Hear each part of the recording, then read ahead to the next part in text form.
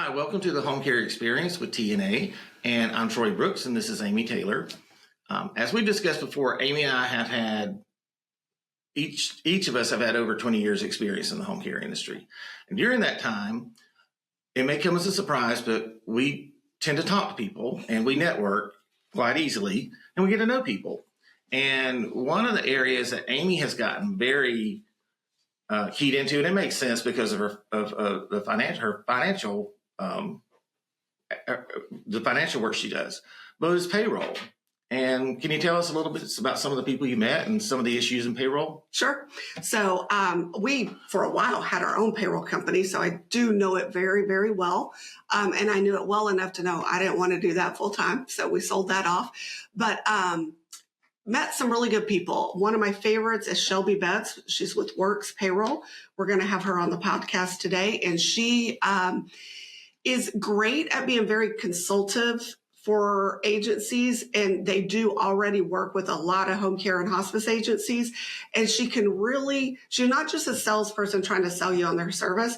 She's really trying to help you understand how you can set up your payroll to make it a lot more streamlined, efficient, cut out some man hours on the agency side, but also provide a better reporting experience for the back end, like the accounting piece, which then feeds into the cost reporting. So that's all dialed in, but it also streamlines the front end of like the agency itself and getting the data from your EMR systems into the payroll system. And, just payroll is one of those things that every agency, in my opinion, and this is a soapbox I will die on, or I'll die on, they should all outsource their payroll. Can I ask a quick question? Yeah. Okay, so you had a payroll. I remember you had a payroll company. But you decided to part with that. Yeah. And we've never even talked about it, but one of my guesses is, does it have to do with the same reasons that you encourage clients to have outsourced payroll? Is it just for a business side, you got to go big or go home, because you just don't make very much money processing payroll. It's similar to PAS. Think about home care. Yeah. PAS services, you got to do a lot of them to make any money. Payroll, you got to do a lot of it to make any money. Mm-hmm. And it was just distracting from the firm. Okay. It's the same thing though when you're doing your own payroll, and a lot of these agencies they may have a low profitability margin, but they'll have several hundred attendants, yes, or several hundred employees. Well, the payroll can be a burden. So yes, it would make sense to outsource it to me. I don't really know many businesses that don't outsource payroll now. Yeah. I mean, they're still there in home care. They think QuickBooks Desktop is the greatest thing. Listen, we were dealing with somebody who had a home office recently, remember? And yes, the requirement for a home office went away, I don't know, when Jesus ascended to heaven. I don't know, a long time ago. But Shelby, I think, can bring a lot of value. The conversation can bring a lot of value to anybody listening who has a home health or home care business, home health, hospice, PAS, pediatrics, whatever. So I'm looking forward to hearing from her. Welcome to the Home Care Experience with TNA, where industry veterans Amy Taylor and Troy Brooks get candid about what really happens behind the scenes in home care, hospice, and healthcare services. In today's episode, Amy sits down with Shelby Betts to tackle the deceptively boring topic of payroll. From misclassified wages to integration breakdowns, the home care world faces unique back office challenges. So if you've ever muttered, there has to be a better payroll solution, you're right. And Shelby's here to show us how.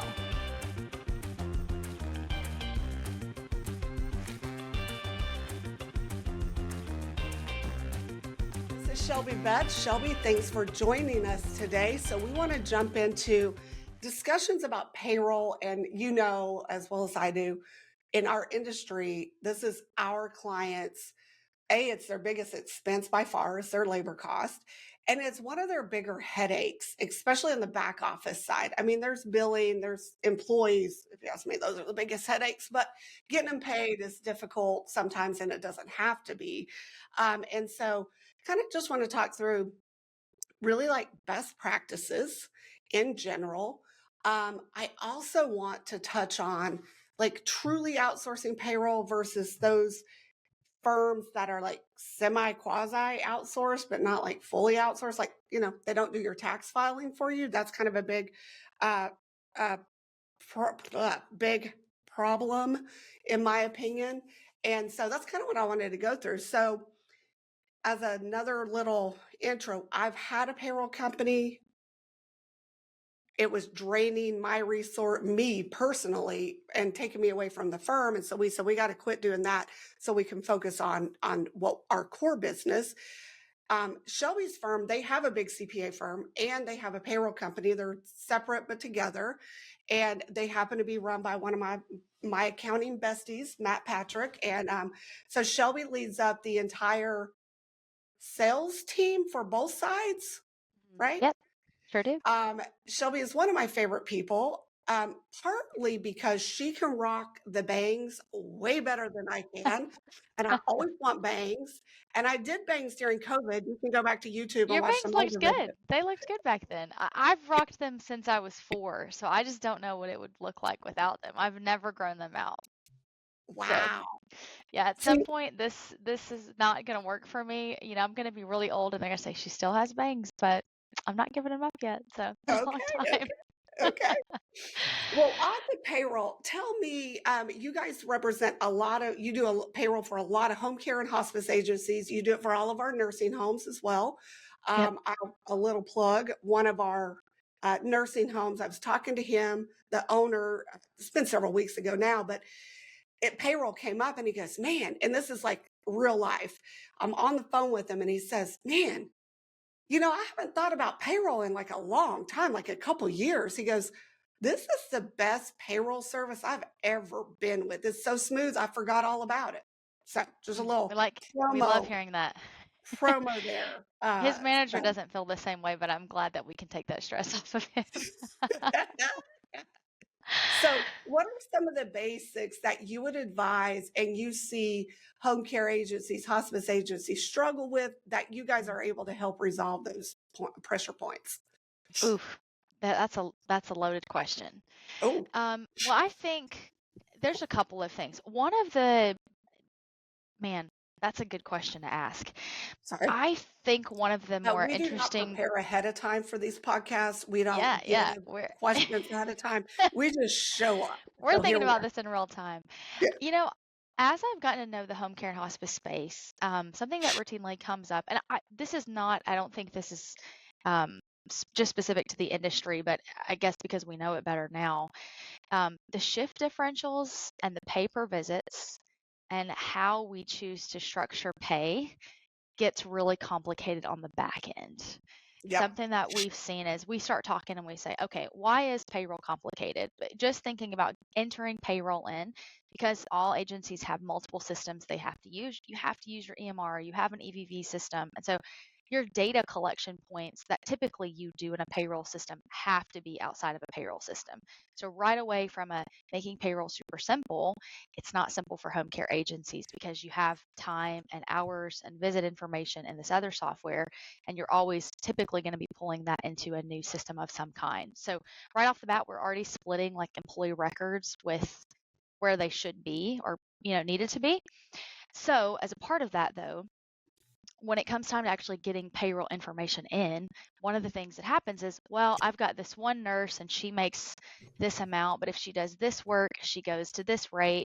And then you wind up having all of these separate things. And it's not by job, by department, by location. It's, well, we needed to hire this person. We had to get her in. We had to pay her this rate.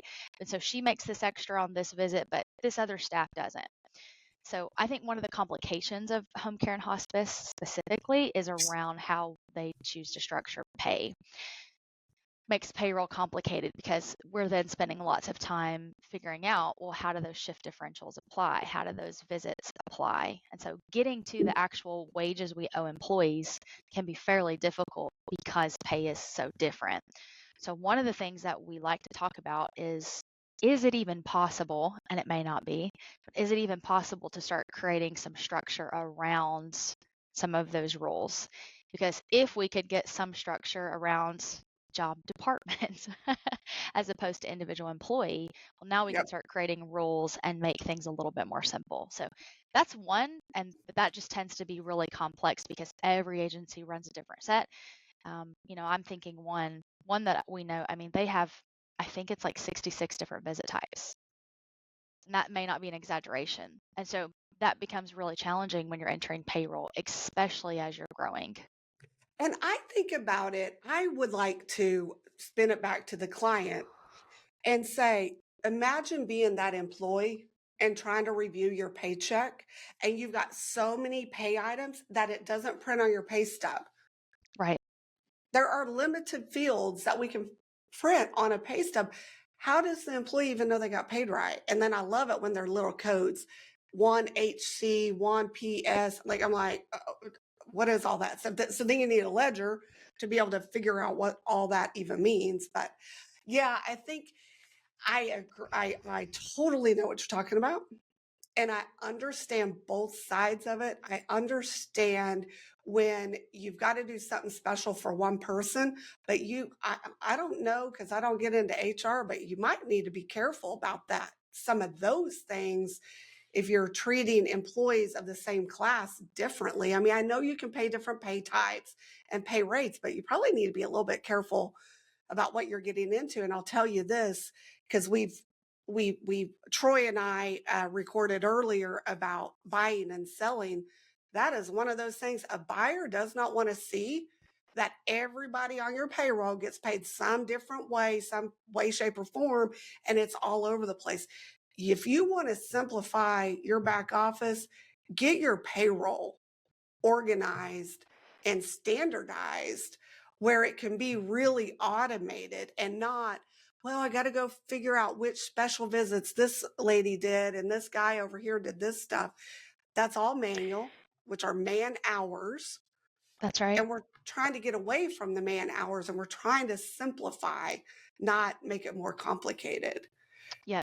Yeah. And I think, part of that piece is, again, I think it's all around, I've got to find the right people for my organization. So sometimes my compensation structure has to look different because this employee, I want them in the door, or I don't have enough people, I've got to get them in. So I think you always have to balance that with, there's things you have to do to keep your organization running. But I think if an owner is smart and any managers are smart, especially if the owner themselves is doing payroll and they're trying to push that down to someone else to do, Yep. you really have to start thinking about your payroll process. And so if, I was sick, or if this person needed to take vacation, could I put anybody in this role to at least get payroll entered, right? Maybe not Yep. approving it, but that does tend to be a challenge. And it really is just because the rules are so complex. So one of the things we try to start thinking about and helping them do is, can we think about some of those differentials? Do we really need that many? What would it look like to just maybe bump some salary for those very specific employees and then make different shift and visit types the same across the board? Yeah. It's not always possible, but when it is, that can really reduce time spent in payroll, which can really matter long term. And getting a little technical. So what we're talking about here is you could have 5 different visit types. But those visit types are all, like, let's say it's an RN, and all RNs are eligible for those 5 types of visits. And each visit doesn't have to be paid the same amount for every employee, right? You can set up different rates for those 5 types for different employees. Is that correct or no? Mhm. So what I'm saying is, let's say you've got your recert, your OASIS, your regular visit, and your eval. Well, those rates, maybe you have a starting out rate. Like, we start everybody at these, 45, 55, 65, 75. But after Yes. they've been here a year, they get $1 raise. Well, so each employee can have different rates in those different visits, but it's the same visits across the board, across Yes. all employees, at least in that department, or even Yes. all employees. I know when we started taking clients from QuickBooks payroll into our payroll, that was a big, big deal, because in QuickBooks, you couldn't have regular visit and then have RNs, LVNs, PT, PTA You had to have regular visit RN, regular visit LVN, regular visit PT. So it created all these visit types. Mhm. Whereas when it went into a real payroll system, spoiler, QuickBooks is not real effing payroll system. Don't get me started. Okay. It's not, but because they don't have departments, they have classes, but even the classes don't work for a true departmental reporting of any kind of complex payroll. Yeah, and My payroll has never even been in QuickBooks, guys. I think that home health and hospice may not think their payroll is complicated, but from a complexity of how their organization runs, it actually is. It is very complex. So when you get into and you had referenced this very early, you said like, what's the difference between maybe like a payroll service provider versus payroll technology? Yeah. Payroll technology, you can process payroll on any platform, but then that layer of service is really what a complex organization needs, because an agency really does need someone to bounce these off of and thinking through the repercussions of, well, number one, can I pay my employees this way? Is it legal to do so? Is every state's going to be different? I could get down to city and even county. Now, a lot of those Texas guys, like, great, you guys are easy because there's not a lot of state compliance there. But what if you move into Colorado, or you keep getting further, it starts getting more complex. So I think maybe some of the benefits that are undersold probably in like the service versus tech may just be having real people to bounce some of that off of. And then just looking at, okay, we don't have to do payroll based on the system limitations. We can actually build some rules and workflows around the things that we want to do and get to the same answer. And it may just be a little bit easier for us to run that. So Yeah. that's a big difference between I have an Excel that I'm entering through QuickBooks versus I'm working with a service provider. Yeah. And to me, on that topic, the big, big difference is who is doing the taxes. Sure.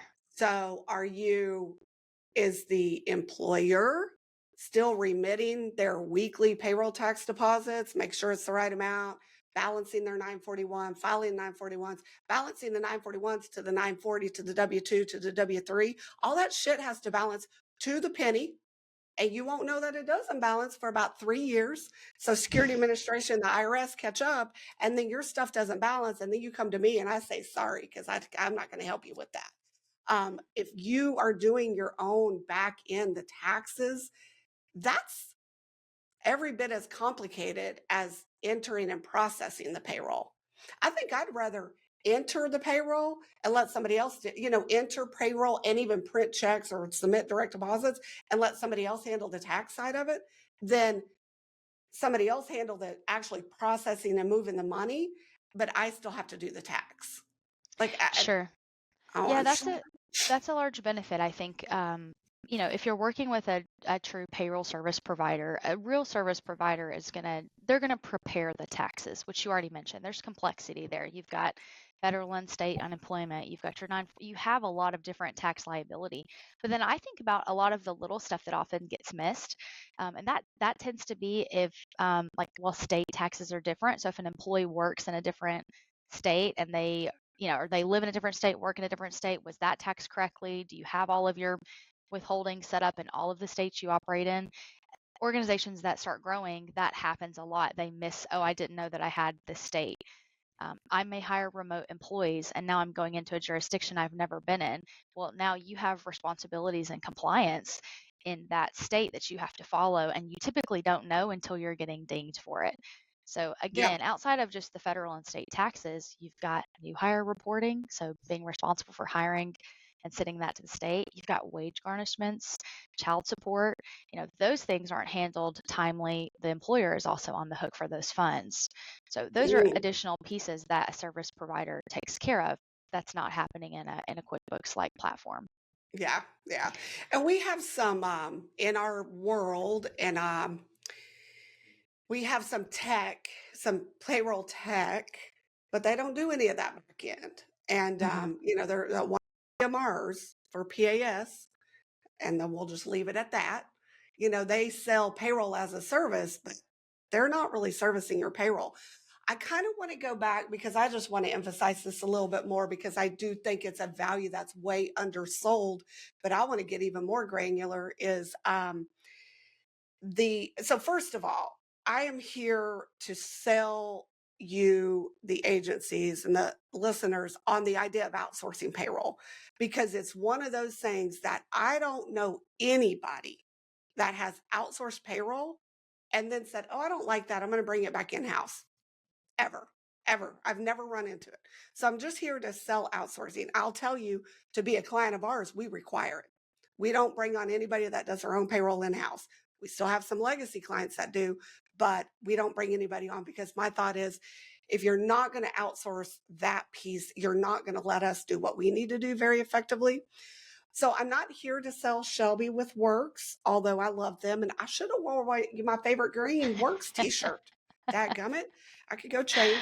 But I am going to, I want to highlight some differences between somebody like WHIRKS, which, by the way, is WHIRKS.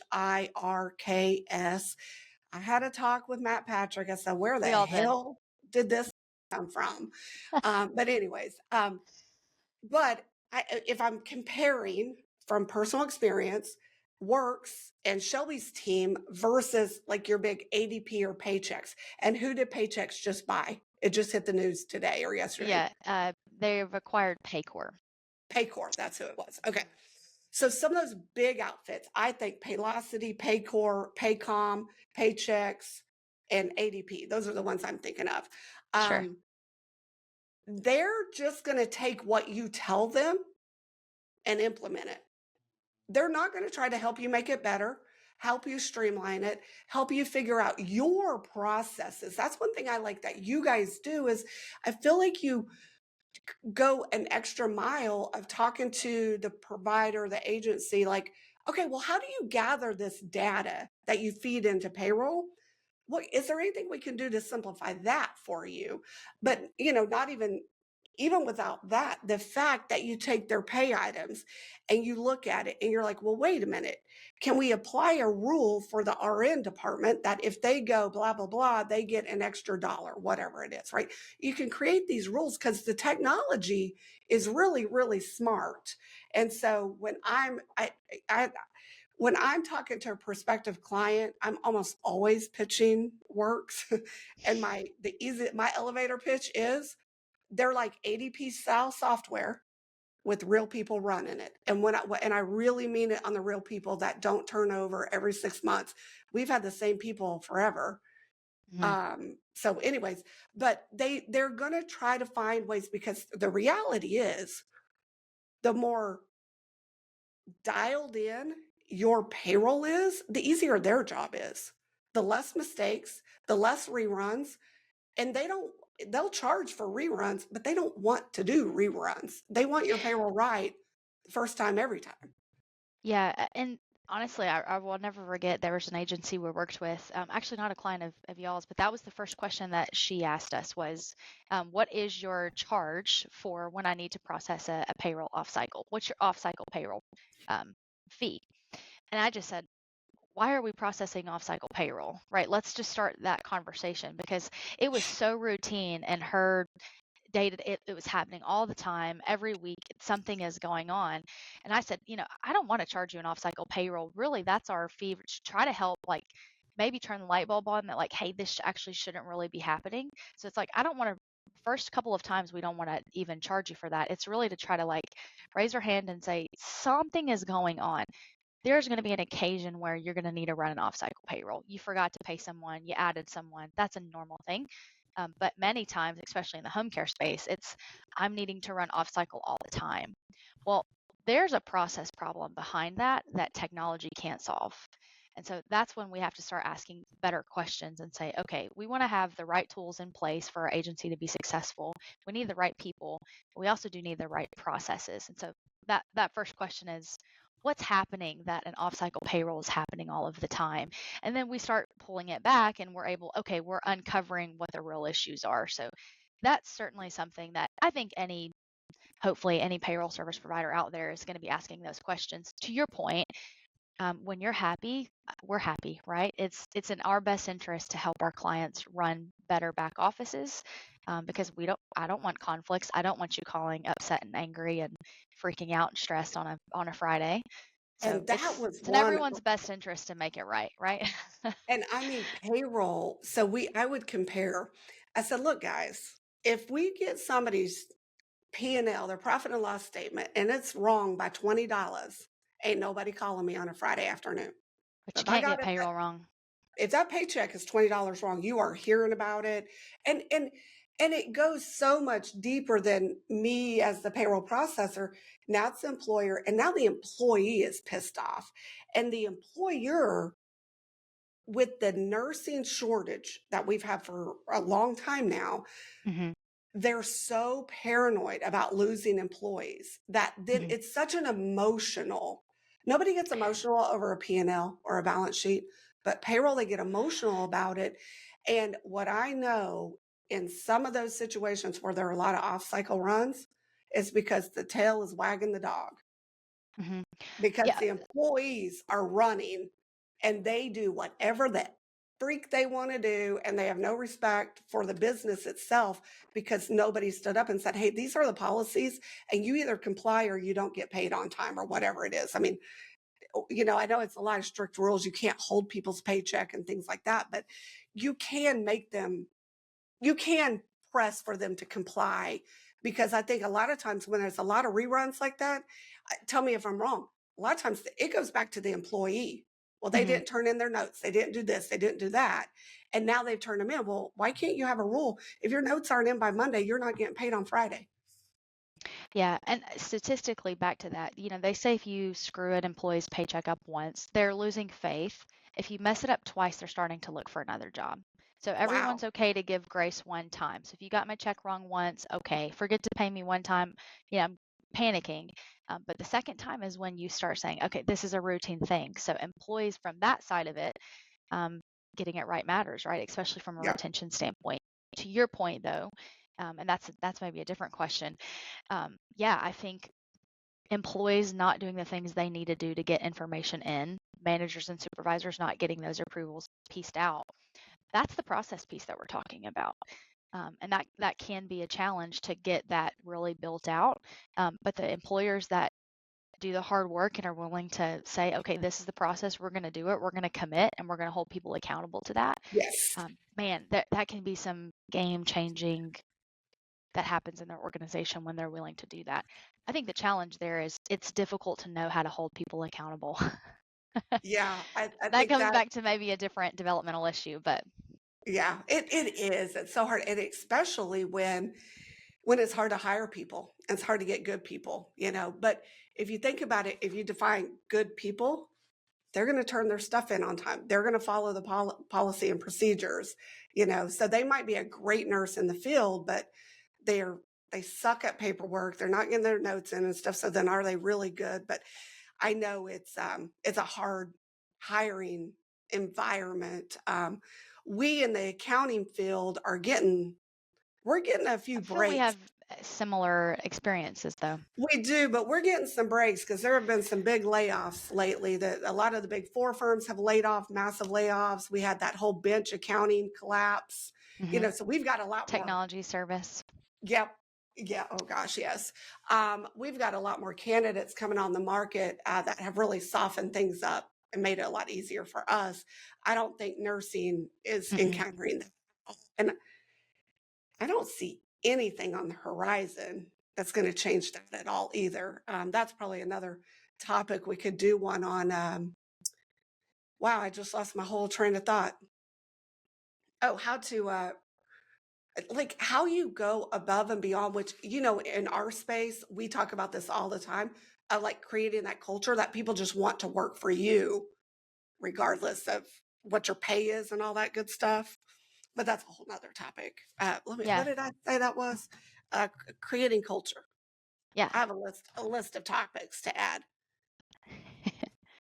Yeah, I think creating culture is one that could be talked about for a long time. I do think maybe we underemphasize, and this may just be my own personal development here, but I do think that we underemphasize what being in an environment where I'm being managed well and I'm being held accountable to the things I say I'm going to do. I think we might underemphasize how awesome of an organization that could be if you were working for one like that. That Yeah. stretches across the board, right? But if we said, we're going to commit to doing things a certain way and we're going to ask our people to do it, and we're going to be okay with if people can't do it, we're willing to maybe let those people go or know that at some point we'll replace them when we have capacity to replace them. I Yeah. think if an owner can get that mindset or their leadership can get that mindset, it could be a really valuable thing within the organization. Yeah. I think My it's a I game. always go back to, if I could, would I hire that person again? And if Ah, my answer is no, it's like, man, I really need to start recruiting for getting that person out of the yep. door, you know? Yep. Yep. Yep. Okay. What other topics in payroll? So really setting up um, the pay items is a huge thing. What about integrations from EMRs over to payroll systems? What do we got on that?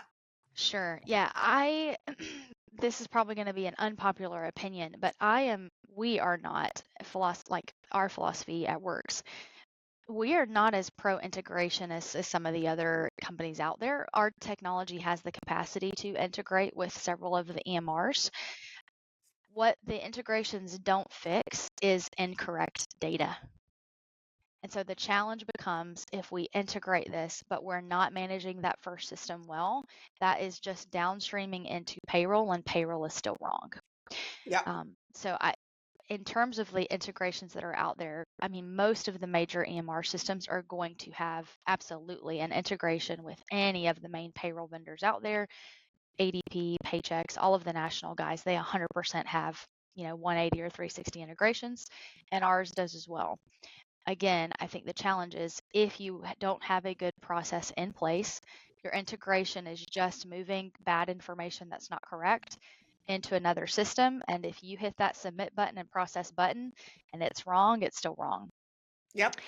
So That's there's kind of there's what. a challenge with integrations because I do think if we say, well, let's just get it integrated and it'll be right, that may be true if you're committed to keeping a really clean EMR system and it's always going to be right.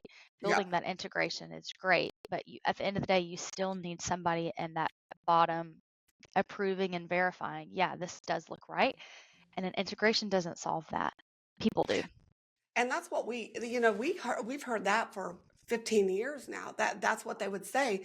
They would say, you know what, it sounds good, but I don't want the crap from Kinzer going into payroll, or from their EMR. And I was like, that's a really good point. And so now it is funny. I have clients, I could think of one specifically that like her EMR is dialed in. And the thing is, you've got to review that data at some point, so Somewhere. why not make it your point that your process that you review it in the EMR stage so it needs to be reviewed there anyways because that's what's going into billing, right? So Correct. that's pushing into billing. Well, if you get it good and you get a really good system, you can push it to billing and you can push it to payroll. Yeah. So the And I think capabilities are there, but you got to prove that you know how to manage that. yes, yeah, and if that's the case, if someone said, hey, our EMR system is 100% right, it's meaning if they pulled their payroll report from their EMR and those dollars were exactly right, they should absolutely turn an integration on. They should seek that out. And if we had that potential, client that wanted that and we knew it was going to be right, we would turn it on. Yeah. Yeah. So, but from just a broad scope integration standpoint, you would be hard pressed to find any of the EMR systems that we work with that don't have integrations possible with payroll systems. Yeah. And it could be instead of an integration, you work with an export import, right? So you Mhm. export it out of Kinzer or WellSky or whatever. You can't call it WellSky because I got too many pieces. So whatever. You export it from the EMR, you review it there, clean it up, and then you throw it into it's in like a spreadsheet. Then you import it into payroll. So you're not keying it in. There's a lot of that I think that happens. Yeah, and that would be if we couldn't get a true integration, that would be our ideal step is either we're pushing data to an FTP file or we're getting them to that import export. In no situation ever should a team be keying data, right? Because your stuff is in one system. And so let's figure out how to recreate that in your systems. That way you can do an import export as opposed to hand keying information. There's Yeah. going to be times when you'll have one or two things that you're going to just need to key in, right? A bonus, something random. But overall, you really shouldn't be hand keying information. So if you are, that may be your kind of wake up call to say, well, why exactly am I doing that? Or why is my manager doing that? Whoever's in your payroll process, if they're hand keying a lot of information, there's no need to do that. You should move to that import export as quickly as Yeah. possible. Yeah. Because we get this question all the time, what does the transition look like to either go from in-house payroll to a full service payroll, or even just from one payroll service company to another? In-house payroll to an outsourced service provider is going to look, hopefully it's a breath of fresh air for them. Yeah. I think a lot of fear there might be, well, if I've got a person that's doing all of this today, do I let this person go? Do I still need them? And so there may be some fear of like, well, I don't want to let this key individual go that does this. It could be a thing, it may not be. Sometimes it is. But transition would look like if you're kind of doing, payroll in-house today and you were going to go work with an outsourced service provider, the first step is getting all of that historical information from one system into the other.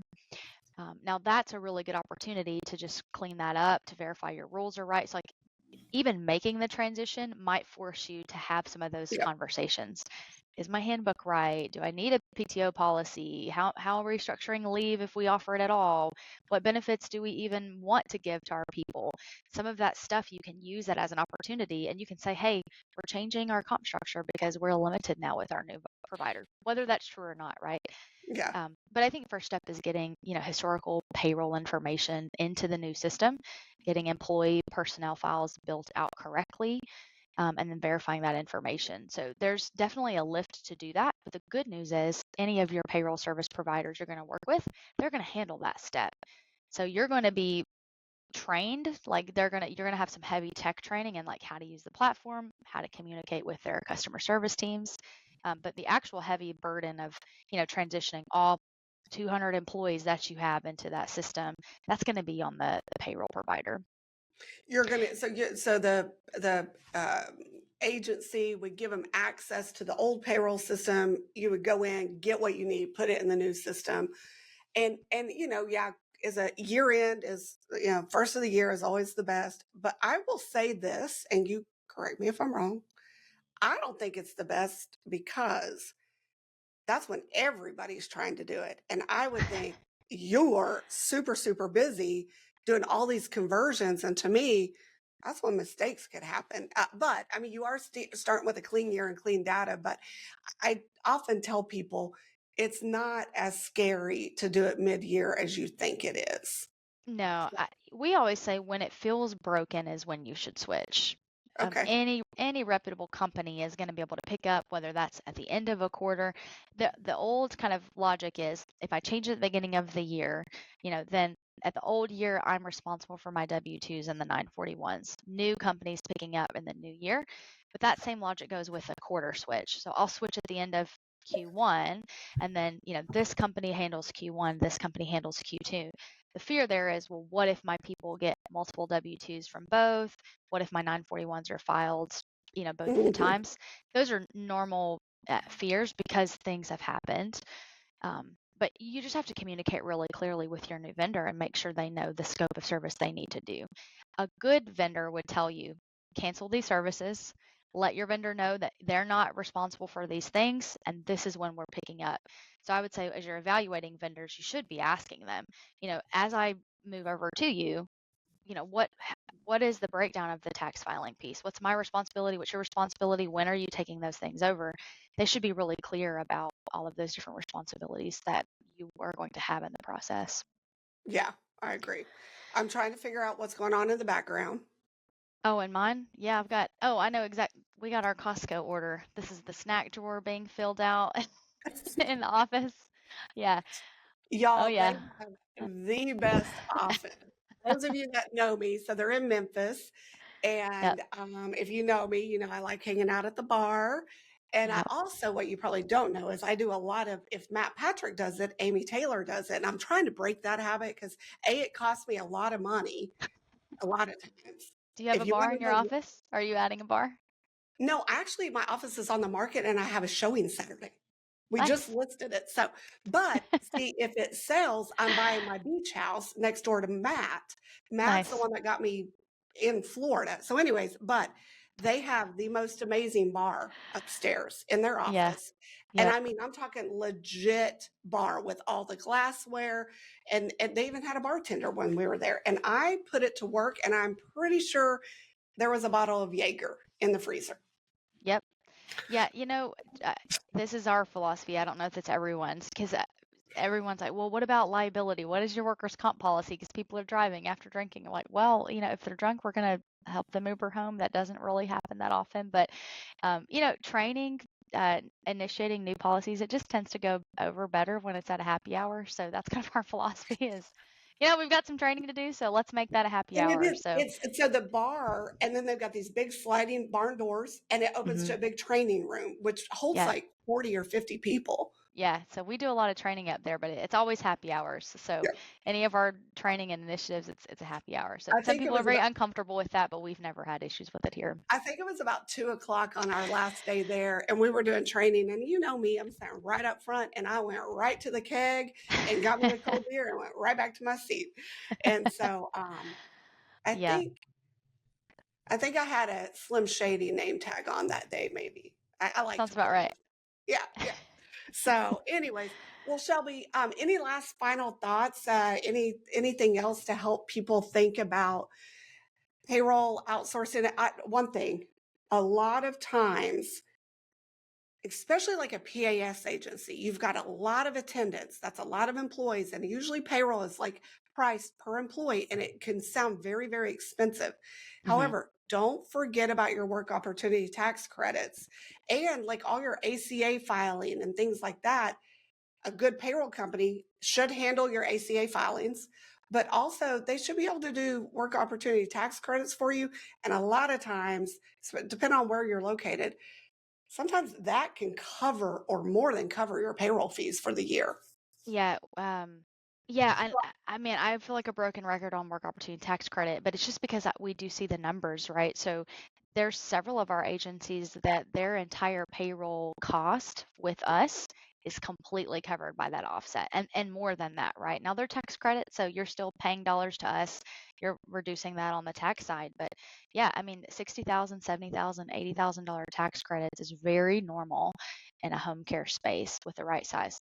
Yeah, if you're in a PAS environment and you're not doing WOTC, you're missing so many And that's what I was going to opportunities. say. It's amazing because they'll go from QuickBooks Desktop payroll, and then they go to a payroll provider, and provider's like, hey, you got work opportunity tax credits. So it's going from not like going from, oh, yeah, I've been doing those manually and what a pain in the butt that is. It's going from not taking advantage of them at all to Ever. all of a sudden you found this gold mine. And I'm like, yeah, there it Yeah. is. So Yeah, we've got a nice PAS agency here in Memphis, and I mean, routinely their tax credit a year, that I think they've got about 150 caregivers, and that's pretty normal for them. They're turning that over every year, pretty much. But I mean, it's $50,000, $60,000 every year tax yeah, credits. so So that's I it's would hard. think my parting words, Amy, we've talked a little bit about like payroll entry. We spent a lot of time on that, but I do think if an agency's thinking about potentially outsourcing payroll for the first time or just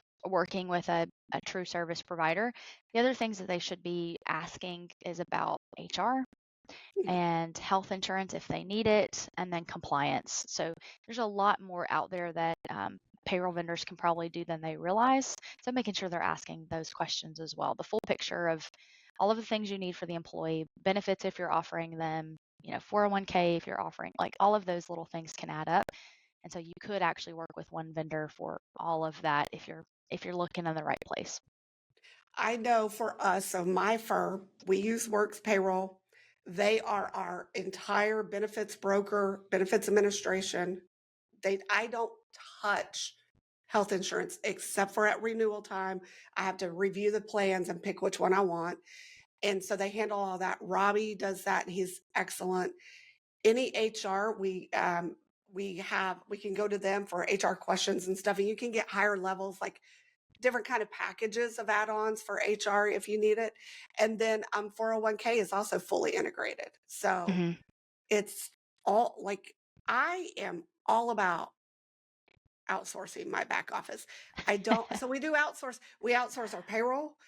I don't do my own tax returns. I don't do the firm tax returns. They get outsourced. And but we do our own bookkeeping. I don't do it anymore. Michelle does it. So I Yeah. have to do my You own can't personal. outsource you couldn't outsource your own bookkeeping. Do you know some PASPA firms do? They have other PASPA firms that'll do their books. Yeah, I feel like that surely doesn't read well in the marketplace. You're like, oh, my person I'm paying for my bookkeeping, they're outsourcing their bookkeeping. That doesn't feel right. I don't know. It's privacy though, right? Because I trust Sure. Michelle, but I mean, I don't want everybody else in the firm seeing, Yeah. well, and it also gets Yeah. into like It's payroll, more right? confidentiality, I would assume, than Yeah. anything. So I think it really is about that, but that is funny. So we highly, highly, highly encourage outsourcing. Kind of what outsourcing is all about is focus on what you do best and do only that. So you be in the audience, you guys are caregivers. You go do your caregiving, outsource your payroll, outsource your bookkeeping, outsource your HR, outsource your billing, outsource everything else so you can focus on your core competency. Yep. And I think the key there too, outside of focusing on the core competencies, I think is just knowing that you've got a team of experts that's helping you in areas you're not necessarily strong in. That cannot be understated. Just that having the redundancy of knowing you've got a team that knows what they're doing, that's staying up to date on stuff, that's thinking about that stuff. We're always thinking about HR. We're always thinking about the next new updates. An agency owner shouldn't be thinking about those things. They Yeah. really should be focused on, like, how do I hire the next best staff? How do I develop them? How do I get more, patients? All of those should be the things that you're focused on. So I think outsourcing, if you don't think about it as it's another expense that I have to pay for, Right. if you find the right ones, these are true experts that are actually helping me run a better business. And also just give you that peace of mind at night, like, well, if I do get a payroll tax notice, I know somebody's going to handle that for me. And you shouldn't be getting a lot of those. They happen. They happen. The IRS screws shit up more than anybody. So sometimes we can't help those notices. I'm dealing Yep. with one right now. It's HHSC. And they're on my nerves. So I'm going to have to flip over and see if they corrected their bad behavior, which is making me look bad to the client. But that's a different topic, cost reporting. Sure. So. All right. Well, let's wrap it up. Thank Okay. you, Shelby, for joining us. And I will see you in May, I think, in Clearwater. Yep. I'll see you there. All right. Yeah. Hey, girl. Thanks for having me. Take care. Yeah. Thanks so much for joining us on the Home Care Experience with TNA. We hope you enjoyed today's conversation and found it insightful. You can find more episodes of the Home Care Experience wherever you listen to your favorite podcasts. We'd love it if you could share this podcast with your network and/or leave us a review. It really helps us reach more people who are passionate about home care and hospice. Visit thehomecareexperience.com for links and resources in the show notes. Until next time, take care and keep making a difference in the lives of those you serve.